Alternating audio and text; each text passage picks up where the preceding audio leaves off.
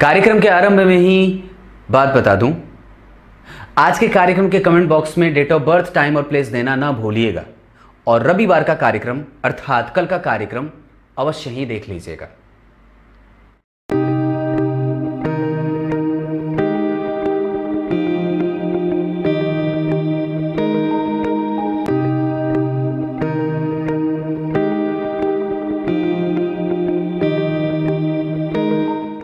प्रिय दर्शकों नमस्कार, एक बार फिर से उपस्थित हूं आप सबके सामने शुक्रवार के कार्यक्रम के बाद शनिवार के कार्यक्रम में। ये कार्यक्रम का दूसरा हिस्सा लेकर के उपस्थित हूं। पिछले हिस्से में मैंने आपको लग्न चार्ट का अध्ययन करके बताया था और उसमें इनके लग्न कुंडली का अध्ययन मैंने किया था। समस्त सवालों के उत्तर लग्न कुंडली से भी दिया जा सकता है, पर कोई आवश्यक नहीं है कि उसके आप सटीक उत्तर को सिर्फ लग्न कुंडली को देख करके ही बता पाएं। किसी भी सवाल के उत्तर के लिए जीवन के जो प्रत्येक क्षेत्र बनाए गए हैं उसके संबंधित वर्ग चार्ट बनाए गए हैं। वैवाहिक संबंध कैसा रहेगा उसके लिए आपका D9 चार्ट, आपका कर्म और कैरियर वाला क्षेत्र कैसा रहने वाला है उसके लिए दशमांश कुंडली, उसके बाद आपके भाई बहनों के साथ आपके संबंध कैसे हैं, आपके माता पिता के साथ संबंध कैसे हैं, द्वादशांश कुंडली से, दृष्टकांड, होरा आदि से धन संपत्ति के मामले में चर्चा करी जाती है। पर कार्यक्रम के आरंभ में एक बात बताता हूँ। पूजा पाठ करना, मंत्र जप करना, मंदिरों में जाना, दान पुण्य का करना, धार्मिक कृत्य करना और सबसे ज़्यादा अपने आप को संतुलित करके और संतुलित रखना, ये तभी हमारे जीवन में संभव हो सकता है जब हम नियमित रूप से किसी मंत्र का जप करते हों। बैठ करके अपने दिमाग को, आज के जीवन में सबसे बड़ी समस्या पता है क्या है? पंडित जी, मेरी दिमाग की शांति नहीं है। और वो तब तक आपके जीवन में शामिल नहीं हो सकता है जब तक आप किसी मंत्र की शरणागति न धरो। मंत्र की शरणागति धरनी ही पड़ेगी, चाहे कोई एक मंत्र दो। उस मंत्र को प्रत्येक दिन आप अगर अपने जीवन में उतार लेते हो तो निस्संदेह आपके अंदर, और जरा विचार करना, एक बात बहुत समझने वाली है। हमारी सबसे बड़ी समस्या आज के डेट में क्या है? इस कलयुग के पुरुषों की, वो भविष्य को नहीं देख सकते। क्यों नहीं देख सकते? क्योंकि उनके पास ऐसी कोई शक्ति ही नहीं है जो उनको भविष्य में देखने की क्षमता पैदा कर सके। और दरअसल वो शक्ति आपको एकांतवास, मंत्र के जप और अपने आप को वक्त देने पे होता है। वक्त देने का मतलब योगाभ्यास करना नहीं होता, जिम में जाकर के वक्त देने का नहीं होता है। वक्त देने का मतलब होता है शांत चित्त होकर के अपने मन को एकाग्र करके परमात्मा की शरण में दिमाग को लगाना, बुद्धि को लगाना, चित्त को लगाना, मन को लगाना। पर वो तो आजकल संभव है नहीं। इसी वजह से तो आप आने वाले 5 साल बाद आने वाले कल के बारे में नहीं जानते और लोग दरअसल इस बात का ढिंढोरा पीट बैठे हैं, मारो कल का किसने देखा है? तो जरा विचार करो, आपके जो पूर्वज होते थे वो कैसे जान जाते थे? वाल्मीकि को याद करिए, ना जाने तो कैसे उन्होंने रामायण पूरी लिख दी थी पहले ही। और हमारे जो पूर्वज होते थे, ऋषि महर्षि, उनको भविष्य की बात कैसे वो झांक लेते थे, कैसे उसे समझ लेते थे। इसका मतलब है कि हम जरूर कुछ न कुछ छोड़ रहे हैं। पक्की बात है, मंत्र जपने से आत्मबल बढ़ता है, मंत्र जपने से पुनरावृत्ति होती है, मंत्र जपने से सांसारिक और आध्यात्मिक चीजों का संतुलन बना रहता है, मंत्र जपने से व्यक्ति के दिमाग को एकाग्रता का वास मिल जाता है। जबकि वो असंभव सा है इस दुनिया में, विशेषतया उन लोगों के लिए जो सिर्फ वर्तमान में जीते हैं और पता नहीं क्या क्या करते हैं। लोग कहते हैं कल को कौन जाने। बिल्कुल जान सकते हो, बिल्कुल जान सकते हो, पर आपने उसको जानने का प्रयास ही नहीं किया है, कभी भी नहीं।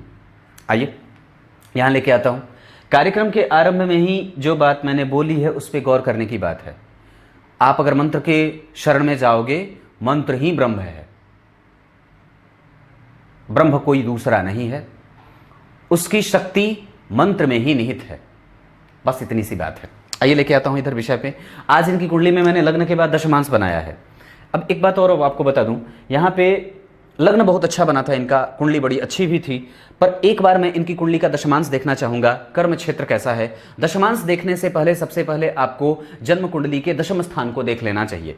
जन्म कुंडली के दशम स्थान को देखिए, यहां पे शनि की मूल त्रिकोण राशि का निर्माण हो रहा है। अगर यहीं पे उनकी 10 नंबर की राशि बनती तो दशम स्थान थोड़ा कमजोर जरूर होता, क्योंकि यहां पे मूल त्रिकोण राशि के बनने का मतलब है कि यह भाव बड़ा बलवान हो रहा है, मजबूत हो रहा है। हाँ, पर यह भी बात है कि उस भाव का अधिपति विदेश भाव में जाकर के नीच का हुआ है, जिसका पूर्णतया और अच्छे तरीके से जातक की कुंडली में शनि जो कि दशम स्थान के अधिपति बनते हैं उनका नीचत्व भंग हुआ था। यह मैंने कल के कार्यक्रम में बात बता रखी है, क्लियर है।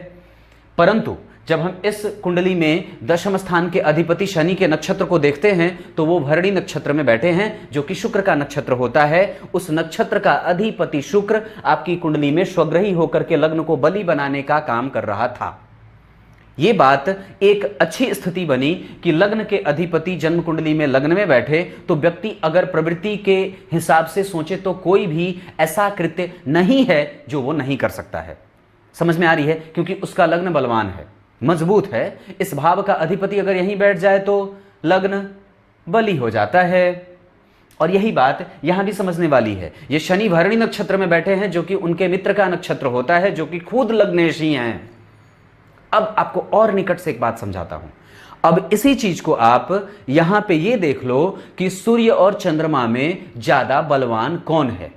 तो सूर्य बैठे हैं जन्म कुंडली में उच्च के होकर के, और चंद्रमा जो बैठे हैं वो नीचाभिलाषी हो रहे हैं, शत्रु के भाव में बैठे हैं, शुक्र की राशि में बैठे हैं, मंगल के साथ बैठे हैं, जो कि सप्तमेश है। यानी कि एक बात तो बहुत अच्छे तरीके से समझ में आ रही है कि व्यक्ति की कुंडली में अगर भाव के हिसाब से देखते हैं तो चूंकि न तो सूर्य को और न ही चंद्रमा को अमावस्या का दोष लगता है, क्षमा करें, न तो सूर्य को और न ही चंद्रमा को छठे, 8वें और 12वें का दोष लगता है। परंतु आप जब पहले दृष्टि में देख रहे हो तो सूर्य इस कुंडली के लिए सुख के अधिपति हैं, जाकर के उच्च के हुए हैं। विदेश में व्यक्ति जाए, अब कर्म बैठा तो कहां, बाहर, कर्म बैठा तो कहां। अब व्यक्ति की कुंडली में यह बात पूर्णतया सिद्ध होने की तरफ जा रही है कि व्यक्ति अगर अपने जन्म स्थान से विदेश जाए, दूर जाए, तो बड़ी अच्छी बात होगी। हो सकता है कि उसको विदेश जाने में दिक्कत हो सकता है कि उसके कर्म गांव पे रह के, जमीन पे रह के, अपने घर के पास रह के कई बार आगे ना उसे बढ़ा पाए। पर वास्तव में ये बात है कि सूर्य उच्च का वहां पे है। यहां पे मंगल जो बैठे हैं वो सप्तम भाव के अधिपति होकर के पीछे जा रहे हैं। चंद्रमा के साथ सप्तम भाव के अधिपति का बैठना कहीं ना कहीं व्यक्ति के मेहनत और मेहनत के बाद परिणामों को देने वाला भी हो रहा है। पर जरा एक बात और समझिएगा, सूर्य और चंद्रमा में षडबल में जब हम देखते हैं तो यहां पे षडबल में चंद्रमा ज्यादा बलवान होते देखे जा रहे हैं। अब ऐसी स्थिति में कि जब हम नवमांश में उसको देखते हैं तो वो ग्रह उच्चाभिलाषी हो रहा है और सूर्य शनि के साथ जाकर के नवमांश कुंडली में यहीं पे बैठे हैं, नवमांश में भी 5 नंबर की राशि में, जहां पे वो शनि के साथ बैठे हैं, स्वग्रही हैं। यहां वो उच्च के थे, नवमांश में स्वग्रही हो गए। यहां ये कमजोरी की तरफ बढ़ रहा था, वहां यहां ये नीचाभिलाषी हो रहे थे, नवमांश में वो उच्च की राशि की तरफ बढ़ रहे हैं। इसका मतलब क्या है कि ग्रह बदल रहा है। तो कैसा बदला? आप आज ठीक हो, पर कोई आवश्यक नहीं है कि कल भी आप पूरे तरीके से ठीक ही रहोगे। यह सूर्य आज ठीक है, पर नवमांश कुंडली में वो कमजोर भी हो रहा है। ये चंद्रमा यहां ठीक है आज, पर नवमांश कुंडली में वो जाकर के और भी ज्यादा ठीक हो जा रहा है। इसका मतलब है कि निसंदेह ग्रह के फ्लक्चुएशन के भाव को जब हम देखते हैं तो हमें इस बात का एहसास हो जाता है कि निसंदेह चंद्रमा की स्थिति ठीक हो रही है। षडबल में चंद्रमा सर्वाधिक बली देखे जा रहे हैं, यह सोखता भाव होता है। यहां सूर्य का बल थोड़ा कम हो जाएगा। अब विचार करते हैं कैसे। सूर्य उच्च के हैं, पर शनि के साथ बैठने के कारण उनके प्रभावों में कमजोरी भी होगी और शनि का बल बढ़ जाएगा। सूर्य और शनि जब भी एक साथ बैठते हैं तो शनि का बल स्वतः ही बढ़ जाता है। यहां पे अगर हम बात जब चंद्रमा की करते हैं तो वो जन्म कुंडली में त्रिक भाव का अधिपति होकर के त्रिक में बैठा है, यहां सुखेश होकर के वो 12 में बैठे हैं। इस वजह से इस भाव को कहीं ना कहीं कमजोरी भी मिल रही है। और जन्म कुंडली में 12वां भाव वैसे भी कमजोर करने वाला भाव होता है। चंद्रमा अगर मंगल के साथ बैठेगा तो निसंदेह व्यक्ति को यहां से जीवटता का एहसास कराएगा और कई प्रकार का उसे बल प्राप्त होने का प्रभाव भी दिखेगा। पर उसी कुंडली में अगर हम दशमांश कुंडली में आते हैं तो वही चंद्रमा नवमांश कुंडली के बाद दशमांश कुंडली के लग्नेश बन जाते हैं। ये दशमांश नहीं, नवमांश में लग्नेश बनते हैं और दशमांश कुंडली के लिए वो 12वें भाव के अधिपति होकर के जहां खुद की राशि में ही गुरु को बिठा रखा है उच्च के विदेश भाव में और खुद आकर के उच्च के हो रहे हैं। यानी कि ग्रह लग्न कुंडली में कमजोर था, नवमांश में थोड़ा बलवान हुआ, दशमांश में आकर के और भी बलशाली हो जा रहा है और व्यक्ति को खुद का काम भी अगर करना पड़े तो कर ले, क्योंकि यहां का अधिपति शुक्र जाकर के जन्म कुंडली में स्वग्रही व्यवसाय के भाव में बैठा है। अगर कल को व्यक्ति प्राइवेट नौकरी करने के बाद खुद का काम भी करना चाहे तो निसंदेह कर सकता है। ये बात भी पक्की है क्योंकि चंद्रमा यहां पे उच्च के बैठे हैं, केतु का ग्रहण लगा है, यानी कि व्यक्ति का काम कई बार नौकरी उधेड़ बुन में भी लगी रहे, छोड़ने पीटने का खतरा बनता रहे और व्यक्ति अगर बाहर चला जाए तो शायद ये संभावनाएं कम होती देखी जा रही हैं। समझ में तो आ रही होगी बातें। दशम स्थान का अधिपति नीच का है, मतलब ये कुंडली यहां से कमजोर हो रही है वास्तव में, क्योंकि वास्तव में वो नीच का तो हुआ ना। और एक बात और बताता हूं, जरा ध्यान से समझिएगा, कई बार ग्रह के नीच होने का प्रभाव दिखता भी नहीं है। हाँ, ये बात सही है, पर ये कई लोग मानेंगे नहीं। कई बार ये ऐसी स्थितियों में कि ग्रह कई बार वो नीच हो करके और उसका नीचत्व भंग होता है, फिर भी वो परिणाम शून्य हो जाता है। ये भी बात देखने को मिल जाती है। परंतु यहां पे ये भाव यहां पे था। नवमांश कुंडली में जो चंद्रमा बनते थे वो लग्न के अधिपति बनते थे, जाकर के जन्म कुंडली में बैठे हैं दशम स्थान में। नवमांश कुंडली में चंद्रमा लग्न के अधिपति बन के दशम स्थान में बैठे हैं और वहां से सुख को देख रहे हैं। यह स्थिति अच्छी है वैवाहिक सुखद जीवन के लिए। पर दशमांश कुंडली में अगर देखते हैं तो विचार करिए, लग्न में शनि सूर्य की राशि में, सूर्य लग्न के अधिपति होकर के धन भाव में नीचाभिलाषी हो रहे हैं। बाहर जाए व्यक्ति तो धन कमा ले, मेहनत करने के लिए जीवटता का एहसास भी होना जरूरी है और उसको रखना भी होगा।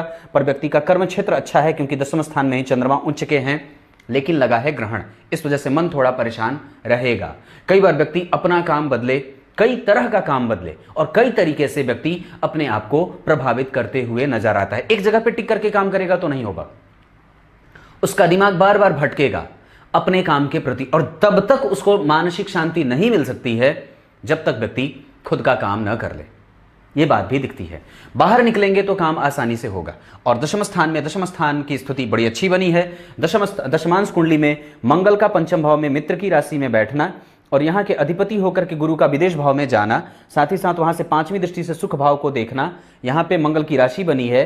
चतुर्थ स्थान के अधिपति होकर के पंचम भाव में बैठने का प्रभाव व्यक्ति के धन, मान, पद, प्रतिष्ठा, गौरव, यश, कीर्ति और कुल का सम्मान जनक स्थितियों में ले जाकर के स्थापित करने की स्थितियां बन रही हैं।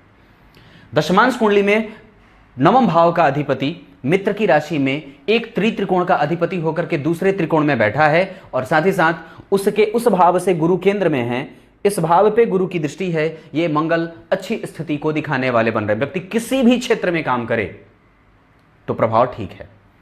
अब ये बात यहां तक रही। नवमांश कुंडली की एक बार अगर चर्चा कर लूं तो नवमांश कुंडली में जो बात बन रही है, एक बार फिर से यहां पे 4 नंबर लिखा है। नवमांश कुंडली में यहां 4 लिखा है। यहां के अधिपति होकर के चंद्रमा द्वितीय भाव में नहीं, दशम स्थान में बैठे हैं। ये अच्छी बात है। सुख भाव पे चंद्रमा का प्रभाव, लग्नेश जहां बैठते हैं और जहां देखते हैं उस भाव से संबंधित लगभग सभी कमजोरियों को दूर करने का वो प्रयास करते हैं। जैसे कि इनकी कुंडली में अगर मान लीजिए ये नवमांश चार्ट बनता है 4 नंबर, तो यहां 1 नंबर लिखेगा और यहां के अधिपति होकर के मंगल जाकर के जन्म कुंडली में 6ठे भाव में बैठे हैं। पत्नी नौकरी करने वाली हो या व्यक्ति के कामगर होने का प्रभाव भी दिखता है।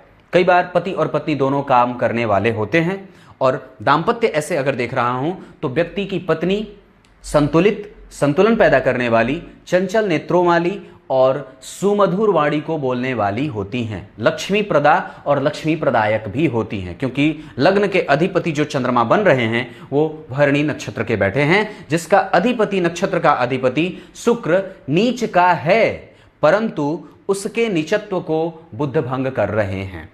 क्लियर है? उसके बाद अगर मैं बात करता हूं तो गुरु और राहु 8वें भाव में बैठे हैं। पत्नी की कुंडली में या फिर नवमांश कुंडली में गुरु और राहु के अष्टम में जाने का प्रभाव यह होता है कि व्यक्ति की कुंडली में कभी कभी बहुत ज़्यादा पारिवारिक संबंधों में व्यक्ति पड़ जाता है।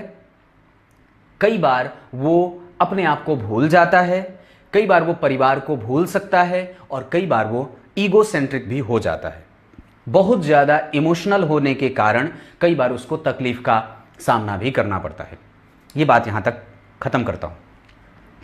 अब एक बार इनकी कुंडली में मैं दशाओं पे आ जाऊं तो कौन से ग्रह की दशा कैसी जाने वाली है, हमेशा ही याद रखिएगा, सूर्य और चंद्रमा की दशाएं इनकी कुंडली में शांति और सुकून देने वाली होंगी। बाकी के जितने ग्रह हैं, मंगल, बुध, गुरु, शुक्र, शनि, राहु और केतु, इनकी दशाएं व्यक्ति की कुंडली में मील का पत्थर साबित होने वाली होंगी, जहां व्यक्ति को तेज मेहनत करने की आवश्यकता होती है। तीव्र मेहनत व्यक्ति से करवाया भी जाता है, रिस्पॉन्सिबिलिटी बढ़ती है, व्यक्ति का दारोमदार और व्यक्ति के ऊपर दारोमदार की स्थितियां बनती हैं और काम जीरो लेवल से शुरू करके व्यक्ति उच्चतम स्तर पे अपने आप को स्थापित कर लेता है। इस कुंडली की ये बात इतनी ही थी। अब एक बात और बता दूं, व्यक्ति कभी भी भवन आदि का निर्माण करना चाहे तो जब कभी भी गुरु की दशा चले, जब कभी भी शनि की दशा चले, जब कभी भी सूर्य की दशा चले तो व्यक्ति कर सकता है। जब कभी भी व्यक्ति की कुंडली में विवाह आदि की स्थितियां बनती हों, जब विवाह करने की स्थिति बने तो जन्म कुंडली में मंगल की दशा चले, शनि की दशा चले, बुध की दशा चले, कभी भी अंतर प्रत्यंतर आदि में गुरु का गोचर राशि से पंचमस्त नवमस्त जाए या तृतीय एकादश में जाए तो विवाह किया जा सकता है। ऐसी स्थिति में कि व्यक्ति अगर किसी से मित्रता करना चाहे, मैंने इस सवाल का उत्तर कल भी दे रखा है पर फिर भी बता दूं, मकर, मीन और साथ ही साथ कन्या राशि के लोग इसके लिए मित्र अच्छे साबित हो सकते हैं। आपकी कुंडली के लिए इस भाव से मंगल का संबंध तृतीय एकादशवें का है, अगर यही संबंध चौथे दसवें का हो जाता तो इस भाव को कमजोरी मिल जाती। पर यहाँ के अधिपति होकर के गुरु बुध के साथ बैठे हैं, नशों से संबंधित समस्या का विशेष ख्याल रखना होगा। कभी भी चंद्रमा और मंगल एक साथ बैठे हैं तो टूटने के खतरे भी बनते हैं, कई बार एक्सीडेंट वगैरह भी होने के खतरे बन सकते हैं, क्योंकि शनि और मंगल का संबंध अगर छठे भाव में बनता है तो कई बार व्यक्ति को रक्त से संबंधित, ऑपरेशन से संबंधित चीजों से गुजरना भी पड़ता है। क्लियर है? प्रत्येक वर्ष अपनी कुंडली जरूर दिखा लेनी चाहिए। वर्ष में एक बार आपको इस बात का अंदाजा हो जाता है कि दशाएं कैसी जाने वाली हैं, वक्त कैसा रहने वाला है। अब मुझे नहीं लगता है कि मैंने कुछ भी ऐसी बात है जो छोड़ी है, पर फिर भी अगर आपको कुछ पूछना हो निसंदेह मुझे फ़ोन कर सकते हैं। तब तक के लिए इजाज़त दीजिए, कल एक बार फिर से उपस्थित होंगे आप सबके सामने। तब तक के लिए बहुत बहुत नमस्कार।